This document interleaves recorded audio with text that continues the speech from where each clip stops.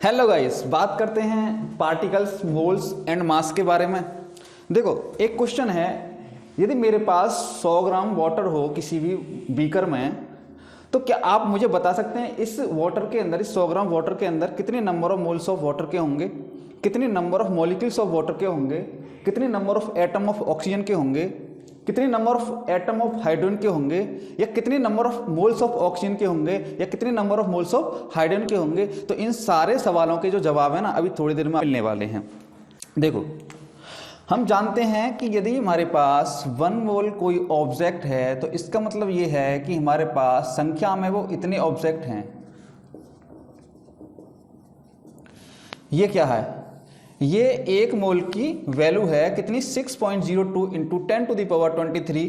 यदि मेरे पास 1 मोल एटम है, तो इसका मतलब क्या है कि मेरे पास इतने एटम्स हैं, है कि नहीं? तो इसको जनरली हम ये कह सकते हैं कि 1 mole of particles equal to 6.02 into 10 to the power 23 particles. तो इसको ये भी तो कह सकते हैं कि 6.02 into 10 to the power 23 particles बराबर 1 मोल। इसको ये भी तो कह सकते हैं कि 1 particles equal to 1 upon 6.02 into 10 to the power 23 mole. देखो, इतने पार्टिकल के इक्वल टू 1 मोल है, तो 1 पार्टिकल के इक्वल टू कितना मोल होगा? देखो, इतने सारे पार्टिकल में 1 मोल है, तो एक पार्टिकल में तो मोल बहुत कम होंगे ना, तो ये क्या हो जाएगा? अपॉन में। और ये जो संख्या आपको दिख रही है ना, इसको हम लिखेंगे Na के बराबर, क्योंकि जब भी हम 1 मोल की बात करेंगे तो संख्या हमारी यही रहेगी, नंबर हमारा यही रहेगा। This is constant value, it can never change. ठीक है, तो ये वन पार्टिकल मतलब क्या हो गया? 1 पार्टिकल इक्वल टू हो गया हमारा 1 अपॉन Na। बोलो, इसको मैं पूरी संख्या को क्या लिख रहा हूं? Na। अगर मेरे पास x नंबर ऑफ पार्टिकल्स हैं, x नंबर ऑफ पार्टिकल्स, तो जब एक पार्टिकल में इतने मोल होते हैं, तो x नंबर ऑफ पार्टिकल में कितने मोल हो जाएंगे हमारे? तो ये हो जाएगा हमारी वैल्यू x अपॉन Na मोल। यानी कि जब मेरे पास x पार्टिकल होंगे, तो उसमें नंबर ऑफ मोल्स कितने आएंगे? इतने मोल्स आएंगे x अपॉन Na। तो सिंपल सा यहां से एक फॉर्मूला हमने बना लिया कि यदि हमारे पास किसी भी सब्सटेंस के, किसी भी ऑब्जेक्ट के x नंबर ऑफ पार्टिकल हों, तो नंबर ऑफ मोल्स निकालने का फॉर्मूला क्या हो गया? Number of moles equal to हो जाएंगे हमारे x बट्टे Na। x हमारी क्या है? ये वो वैल्यू है जो हमें गिवन है। x क्या है? हमारी नंबर ऑफ पार्टिकल्स हैं, नंबर ऑफ पार्टिकल्स हैं। तो यदि हमारे पास x नंबर ऑफ पार्टिकल्स हैं किसी भी ऑब्जेक्ट के, हमारे पास x नंबर ऑफ ये मार्कर हैं, और मुझे नंबर ऑफ मोल्स निकालने हैं इसमें इसके, तो कैसे निकालेंगे? हमें सिंपली इनकी जो वैल्यू है ऊपर लिखनी है और इसको डिवाइड कर देना है हमें Na से, यानी कि इस वैल्यू से इसको डिवाइड कर देना है 6.02 इंटू 10 टू द पावर 23। तो यहां से एक फॉर्मूला हमने बना लिया कि यदि हमारे पास किसी भी ऑब्जेक्ट के नंबर गिवन हो, किसी ऑब्जेक्ट के क्या गिवन हो? नंबर गिवन हो, तो वहां से हम मोल निकाल सकते हैं। या फिर हमारे पास यदि किसी ऑब्जेक्ट के मोल गिवन हो, तो वहां से फिर हम नंबर भी निकाल सकते हैं। This value remain constant always. ये वैल्यू हमेशा क्या रहेगी? ये वैल्यू हमेशा ये लगानी है हमें यहाँ पे। तो हमारे पास ये दोनों वैल्यू क्या होंगी? चेंज होती रहेंगी। यदि हमें x निकालनी होगी तो ये मोल पता होगा, और ये तो हमें पता ही होगा ना, ये तो वैल्यू कांस्टेंट हो गई। तो मोल गिवन होंगे तो हम x की वैल्यू यानी कि नंबर ऑफ पार्टिकल्स निकाल सकते हैं, नंबर ऑफ ऑब्जेक्ट निकाल सकते हैं। यदि हमारे पास नंबर ऑफ ऑब्जेक्ट गिवन है तो नंबर ऑफ मोल्स निकाल सकते हैं, क्योंकि हमें ये पता होती है। बोलो, क्लियर? ठीक है, तो ये हमारा एक फॉर्मूला बन गया। ये क्या बन गया? हमारा एक फॉर्मूला बन गया। ठीक है, अभी एक फॉर्मूले की बात और करते हैं हम थोड़ी सी, तब अपने क्वेश्चन के पास चलेंगे। देखो, वी नो डैट कि 1 मोल ऑफ वाटर हो तो ये क्या होगा, इसका मोलर मास होगा, यानी कि ये किसके बराबर होगा, 18 ग्राम के। वाटर का मोलर मास क्या होता है, 18 ग्राम। इसका मतलब क्या है, इसका मतलब ये है कि यदि हमारे पास 1 मोल वाटर है तो उसका जो वेट होगा, उसका जो वजन होगा, वो क्या होगा, हमारा 18 ग्राम होगा।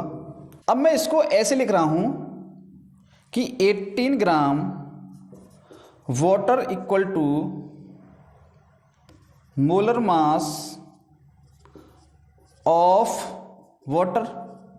ये किसके बराबर है, 1 मोल के। ये किसके बराबर है, 1 मोल के। अब यहां से एक चीज मैं कर सकता हूं कि यदि मेरे पास 1 ग्राम वाटर हो तो इसमें नंबर ऑफ मोल्स कितने हो जाएंगे हमारे, 1/18 मोल। देखो 18 ग्राम 18 ग्राम बराबर किसके है, 1 मोल के। तो 1 ग्राम बराबर किसके होगा, 1/18 के। किसके, 1 ग्राम में तो मोल कम हो जाएंगे ना, वैल्यू कम हो जाएगी, क्योंकि 18 ग्राम 1 के, तो 1 ग्राम किसके, 1/18 के। अगर मेरे पास अमाउंट गिवन हो x ग्राम, तो यहां से नंबर ऑफ मोल कितने हो जाएंगे हमारे, x/18 मोल। मेरे पास क्या हो, x ग्राम वाटर हो, तो जब 1 ग्राम में 1/18 तो x ग्राम में x/18। तो ये क्या हो गया हमारा, एक दूसरा फॉर्मूला बन गया। जब हमें किसी भी सब्सटेंस का, किसी कंपाउंड, किसी एलिमेंट का यदि मास गिवन हो ग्राम में, तो वहां से क्या निकाल सकते हैं, मोल निकाल सकते हैं। क्या निकाल सकते हैं, मोल निकाल सकते हैं। ठीक है, तो नंबर ऑफ मोल निकालने का ये दूसरा फॉर्मूला बन गया हमारे पास, number of mole equal to हो गया, ये क्या है, ये कोई गिवन वैल्यू है मास की, given value of mass in gram divided by, ये है गिवन वैल्यू ऑफ मास इन ग्राम किसी भी एलिमेंट या कंपाउंड की, डिवाइडेड बाय क्या है, ये 18 क्या है, ये इसका मोलर मास ही तो है वाटर का, तो इसको सिंपली लिख रहा हूं मैं मोलर मास। बोलो इसमें कोई दिक्कत यहां तक। तो जब हमारे पास किसी भी कंपाउंड या एलिमेंट की वैल्यू गिवन हो, उसका अमाउंट गिवन हो मास में, तो वहां से भी हम नंबर ऑफ मोल्स कैलकुलेट कर सकते हैं इस फॉर्मूले के जरिए। तो उसकी जो वैल्यू गिवन है ग्राम में, उसको आपको ऊपर लिखना, डिवाइड कर देना उसके मोलर मास से। डिवाइड किससे कर देना है, मोलर मास से। तो ये हमारे पास 2 फॉर्मूले बन गए, एक ये रहा और दूसरा ये रहा। ये मोल का और मास का रिलेशन होता है, ये मोल का और नंबर ऑफ पार्टिकल का रिलेशन होता है। यहां पे क्या होता है, मोलर मास, जो कि ये कांस्टेंट वैल्यू होती है किसी कंपाउंड या एलिमेंट के लिए, ये क्या है, ये कांस्टेंट है, ये हमेशा फिक्स रहेगी। तो जब आपको कोई इनमें से कोई एक वैल्यू निकालनी हो, तो नंबर ऑफ मोल निकालने हो, तो आपको ये मास गिवन होगा। यदि मास निकालने हो तो नंबर ऑफ मोल गिवन होंगे, क्योंकि ये तो कांस्टेंट रहनी है ना। अब करते हैं अपना क्वेश्चन। तो ये 2 फॉर्मूले आपको देखने हैं, और ये बहुत ही इंपॉर्टेंट फॉर्मूले होते हैं। ठीक है, बात करते हैं अपने इस क्वेश्चन की। हम कह रहे हैं कि हमारे पास 100 ग्राम वाटर है, मुझे निकालने हैं number of moles of water. तो कैसे निकालेंगे, देखो अभी मैंने बताया कि जब किसी भी सब्सटेंस का हमारे पास अमाउंट गिवन हो और नंबर ऑफ मोल निकालने हो, तो हमें ये वाला फॉर्मूला यूज करना है। तो इस फॉर्मूले से क्या निकलेगा, हमें नंबर ऑफ मोल्स बराबर होता है given value of mass in gram upon molar mass. देखो निकालो, मोल निकालने हैं, क्या निकालने हैं, नंबर ऑफ मोल निकालने हैं वाटर के। तो हमें क्या चाहिए, हमें इसका अमाउंट चाहिए ग्राम में, वो हमारे पास गिवन है, कितना है, 100 ग्राम। और देखो हमें मालूम होता है कि इसका ये जो मोलर मास है ये कांस्टेंट वैल्यू है। ठीक है, ये तो याद रखनी पड़ेगी आपको, कितनी होती है, 18, अभी बताई थी थोड़ी देर पहले। तो यहां से नंबर ऑफ मोल निकल के आएंगे हमारे वाटर के ये। तो यदि हमारे पास 100 ग्राम वाटर है तो इसका मतलब क्या हो गया, वो इसका मतलब ये हो गया कि 100/18 ये मोल हो गए। या तो आप इसको 100 ग्राम कह दो या फिर क्या कह दो 100/18 मोल कह दो, 100/18 मोल कह दो, या इसको क्या कह दो आप 100 ग्राम वाटर कह दो। ठीक है, एक चीज निकाल ली हमने क्या निकाल लिया, हमने नंबर ऑफ मोल निकाल लिए। हमारे पास अमाउंट था, हमने क्या निकाल लिया, नंबर ऑफ मोल निकाल लिए। कैसे निकाले, अमाउंट को उसके मोलर मास से डिवाइड कर दिया। पहली चीज निकाल ली ये वाली। दूसरा निकालना है number of molecules of water. देखो मॉलिक्यूल्स का क्या होते हैं, हमारे छोटे छोटे पार्टिकल्स होते हैं। तो पार्टिकल का और मोल का फॉर्मूला इस बार यूज करेंगे हम, ये वाला। ये क्या है हमारा, पार्टिकल्स का और मोल का। अब देखो हमारे पास मोल पता चल गया, ये रहे हमारे पास मोल।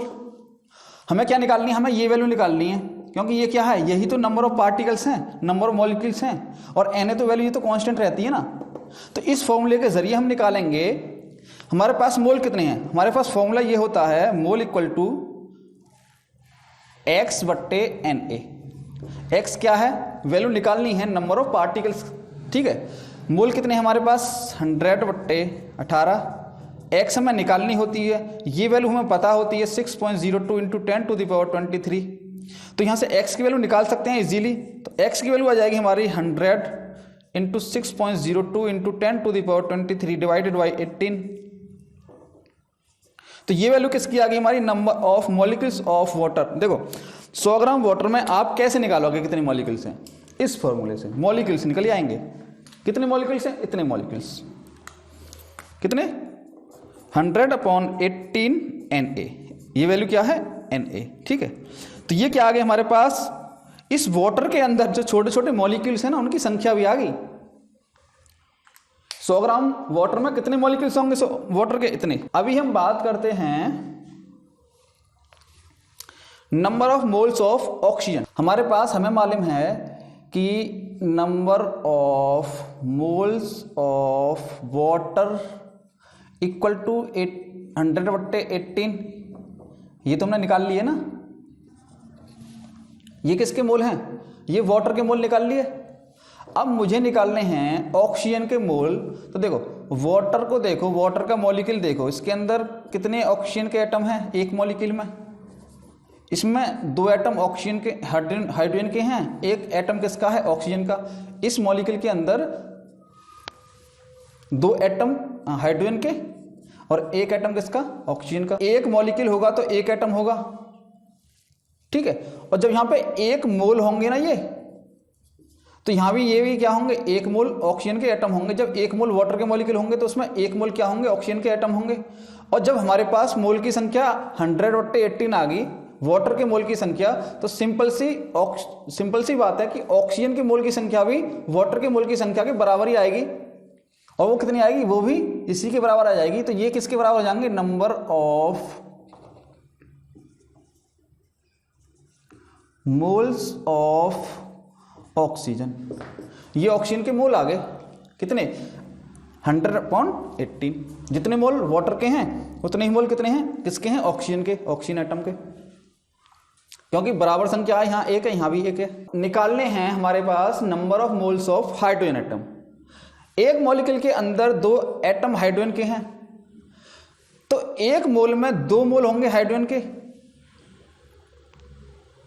और हमारे पास नंबर ऑफ मोल कितने हैं 100 ग्राम वाटर में, 100/18।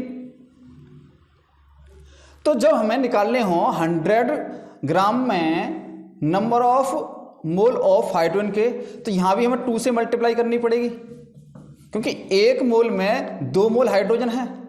तो इतने मोल में कितने होंगे, 2 × इतने। ठीक है, तो ये वैल्यू किसकी आ जाएगी, number of mole of hydrogen कितने आ जाएंगे हमारे, 2 × 100/18 है कि 200/18, 200/18। ये किसकी वैल्यू आ गई, number of mole of hydrogen. अब मुझे निकालने हो number of atom of oxygen.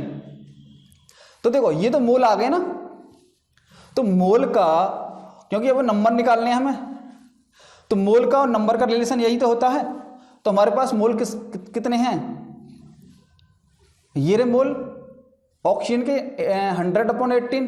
तो इस फॉर्मूले से निकाल सकते हैं हम 100/18 निकाल ली है। एक्स की वैल्यू क्या है, number of atom of oxygen divided by Na। तो एक्स की वैल्यू कितनी आ जाएगी 100 Na/18। Na क्या है, फिक्स वैल्यू है, मल्टीप्लाई कर लो, नंबर ऑफ एटम्स आ जाएंगे। यानी कि जितने नंबर ऑफ एटम्स ऑक्सीजन के हैं उतने ही नंबर ऑफ मॉलिक्यूल्स किसके हैं, वाटर के हैं, क्योंकि दोनों की मोल की संख्या क्या है, बराबर है। अब यदि मुझे निकालने हो number of atom of hydrogen के, तो कैसे निकालेंगे, इसमें 2 की मल्टीप्लाई कर दो, क्योंकि एक मॉलिक्यूल के अंदर क्या है, 2 हाइड्रोजन के एटम हैं, यानी कि ऑक्सीजन के एटम से यानी कि डबल हैं, ऑक्सीजन के एटम से क्या है, डबल ही तो हैं। तो इसमें 2 की मल्टीप्लाई कर दो, तो ये क्या आ गया हमारे, number of atom of hydrogen आ गए, number of atom of hydrogen के किस, ये आ गए, ये वैल्यू भी आ गई हमारे पास, number of atom of oxygen भी आ गए, number of atom of hydrogen भी आ गए।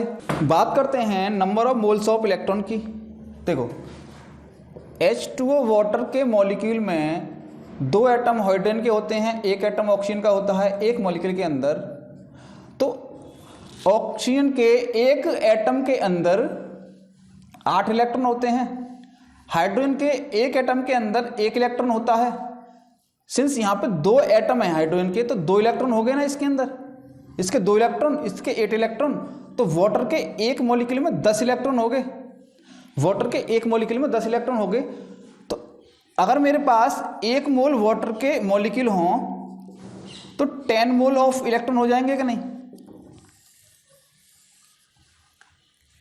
एक मॉलिक्यूल में 10 इलेक्ट्रॉन, तो 1 मोल में 10 मोल, और हमें निकालने हैं 100 ग्राम में, ठीक है।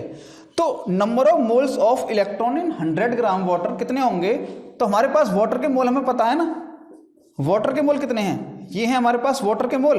तो जब 1 मोल में 10 मोल, तो इतने मोल में कितने मोल हो जाएंगे इलेक्ट्रॉन, 10 × 100/18।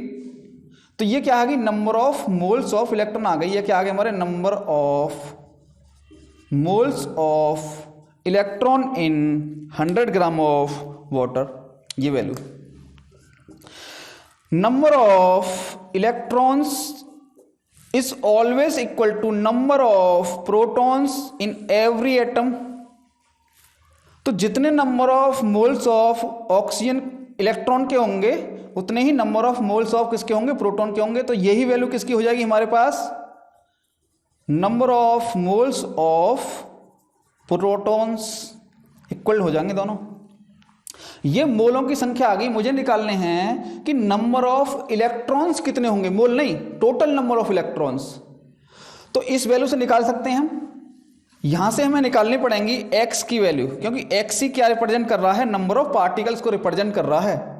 तो हमें नंबर ऑफ मोल्स पता चल गए, कितने आ गए हमारे पास, ये आ गए हमारे पास 1000/18।